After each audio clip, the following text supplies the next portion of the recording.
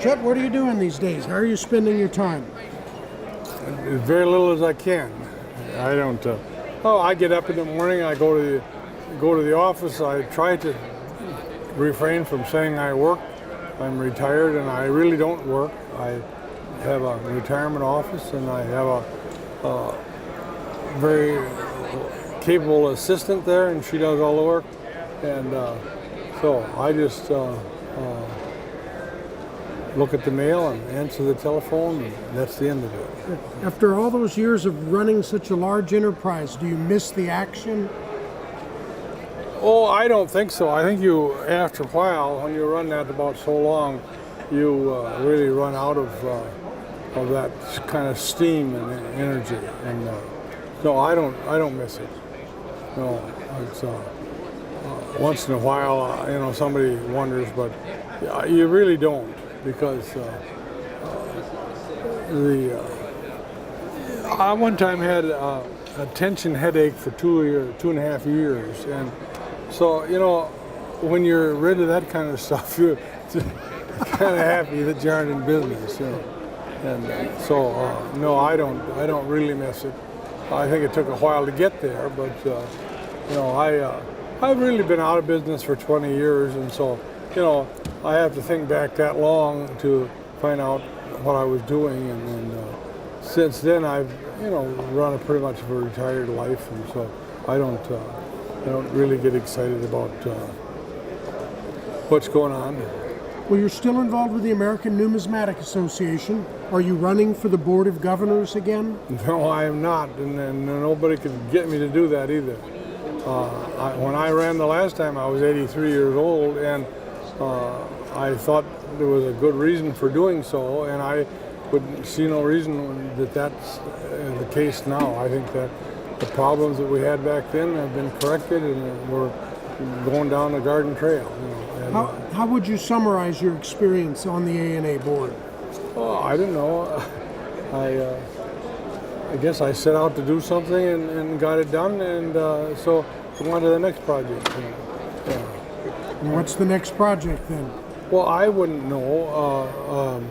I likened what I do today something like when you move from a house to a new house or an apartment or something, you get everything moved, and there's all kinds of stuff back where you started, and something you left in the drawer 15 years ago or whatever the case might be, and I have that. I have stuff that I can dig into and look at and dispose of, and so I'm gradually disposing of things that are, I wouldn't call it garbage, but I mean it's something that I didn't pay any attention to in previous years. So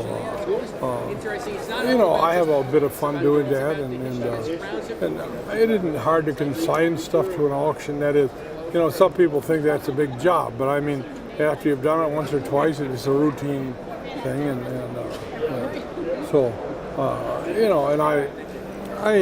I don't use fly-by-nights, so I don't worry about whether they're stealing my stuff or whether they aren't, and so, it's just nice to get a check once in a while, that's all, yeah.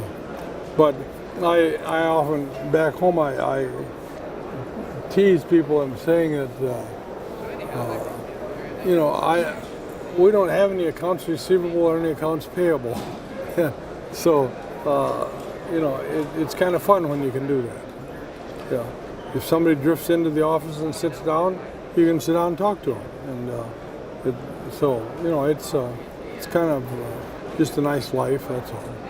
What's been your favorite part of numismatics?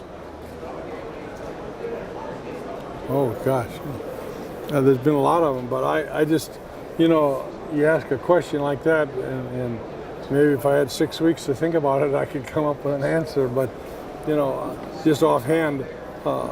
I've had, every day was an exciting one when you were in it, and then every once in a while something, you'd think of a new product or something you're going to bring on the market, and then it flopped, and so, it was kind of embarrassing to do that, but you had to do it. Yeah. How would you counsel someone that wanted to start out doing business in numismatics? Well, I really never did do business in numismatics by buying and selling coins. I was always in the publishing business, and so my was a matter of selling an advertisement, setting it up in type, and putting ink on paper and selling that product. And so I was a little unique in the numismatic field. There's a few people that have done that, but I did it with a little bit more success than some of them did. And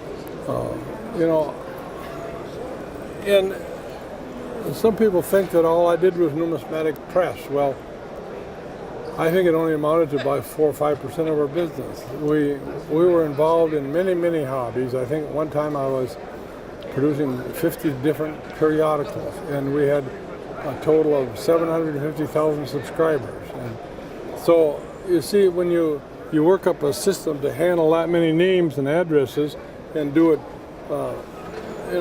by your own telephone system. I mean, someone online, they could talk directly to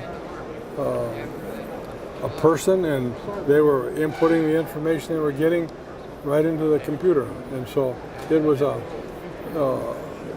highly sophisticated system. And and once in a while you would come up with something that you developed that you thought other people had and didn't. And I recall one time I was visiting with a bunch of editorial people, and they were also involved in publishing. And I was telling them that I had a system, had developed a system in our computer whereby when an advertising person was talking to an advertiser, we could look at their account, and we could tell whether the check came in yesterday or whether it was, there were accounts were behind, and so we could talk to them about getting their account in balance and all that sort of thing.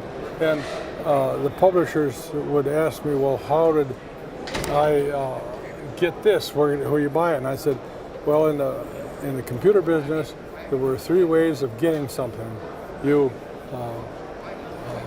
bought it, you stole it, or you invented it. And that was the way to get things. Now, you didn't steal that way, but you would go hire a key man from somebody that knew how, and that was the way you stole it. But inventing something was the most expensive way of doing it, where you had to hire people and do your own programming. And that's what I did, of course, was to get this. And they asked me if it was for sale, and I said yes, but for an inflated price. And I never did sell anything, but and these are little things that the average Joe Blow doesn't realize that you do in the publishing field is invent these things that you absolutely need to have. And when I did that and I told that story that night, I was just they were shocked to think that some boy who used to shock hay was doing this. But when something is necessary, that's what you do. What was your greatest achievement of all the things you created and all the enterprises and ventures you did? What do you feel was your greatest achievement? Well, I probably have fewer enemies than anybody in the world, and I think I had a unique ability to manage people. My staff was exceptional, and I guess it emanated from my own personality. And I try not to insult anybody, even if they wronged me.